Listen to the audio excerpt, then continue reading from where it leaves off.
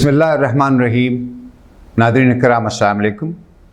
मैं हूं आपका होस्ट शहाब अंसारी और प्रोग्राम अब क्या होगा कि अगली किस्त के साथ आपकी खिदमत में हाजिर। उम्मीद करता हूं कि अल्लाह ताला आप सबको अपने अमान में रखेगा इंशाअल्लाह। और आज के इस प्रोग्राम का मौजू है अमल और रद्द अमल। नाज़रीन इकराम, पुराने वक्तों का एक बहुत मशहूर मक़ूला है कि इंसान का किरदार ही इंसान की तकदीर है, और यही मक़ूला कौमों पर भी फिट किया जा सकता है। आज अगर हम अपने मुल्क अज़ीज़ की हालत देखें तो इसमें यकीनन बहुत सी बैरूनी और अंदरूनी ताकतों की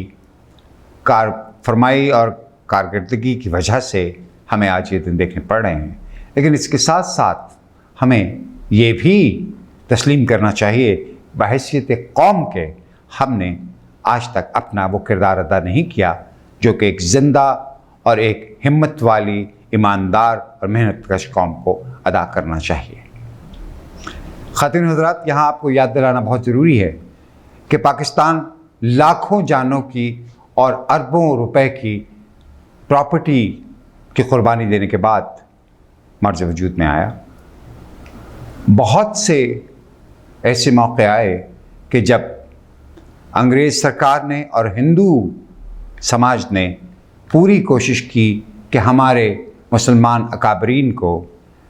जिनका वो काफ़िला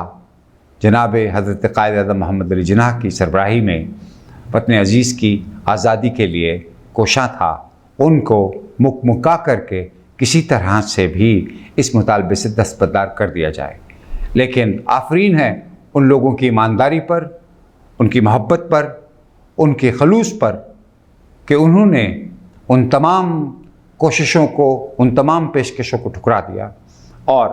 पाकिस्तान के लिए उन्होंने अपना सब कुछ कुर्बान करते हुए इस मुल्क अज़ीज़ को अल्लाह की मेहरबानी से मार्ज़ वजूद में आने के लिए पूरी कोशिश करके आखिरकार एक वतन हासिल कर लिया। आज के हालात पे अगर नज़र डालें तो किसी शहर, किसी कस्बे में, किसी सूबे में अगर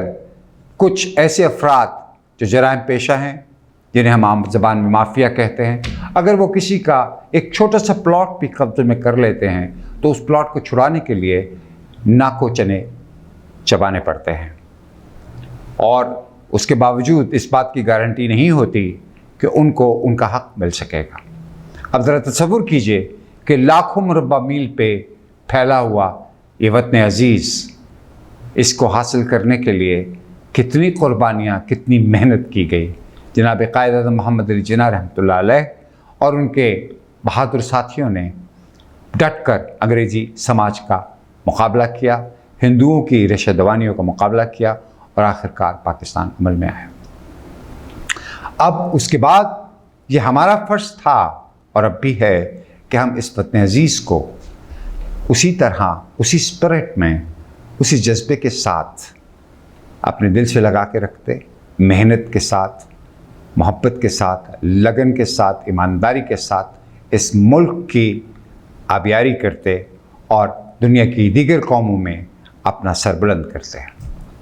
लेकिन अफसोस, सद अफसोस, ऐसा ना हो सका और 1971 में हमें अपने इस वतन अज़ीज़ के आधे हिस्से से महरूम होना पड़ा। उसके बावजूद हमने उन तमाम चीज़ों से सबक नहीं सीखा और हम बुलंदियों से पस्तियों की तरफ जाते रहे।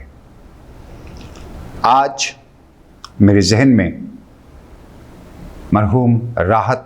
इंदौरी का वो शेर गूंज रहा है, जिसमें थोड़ा सा तसर्रुफ़ के साथ मैं आपकी खिदमत में अर्ज़ करना चाहता हूँ कि सभी का खून है शामिल यहाँ की मिट्टी में, सभी का खून है शामिल यहाँ की मिट्टी में, किसी के बाप का पाकिस्तान थोड़ा है। इस मुल्क की मिट्टी में सब के आबा व अजदाद का खून शामिल है, लिहाजा हम सब का पाकिस्तान। हमें चाहिए है कि हम मुक्का की सियासत, हमें चाहिए कि बेईमानी की सियासत, हमें चाहिए कि लूट खसूट की सियासत को, करप्शन को मुकम्मल तौर पर नो कहें और چاہے ہمیں دال روٹی کھانی پڑے، چاہے ہمیں پیاز سے روٹی کھانی پڑے، ہم ایمانداری کے ساتھ حلال روزی کے ذریعے اپنے اور اپنے بچوں کی اور ان تمام لوگوں کی جن کی ذمہ داریاں ہمارے سر پہ ہیں ذمہ داریاں نبھائیں، اور یہ سوچ کے نبھائیں کہ ہمیں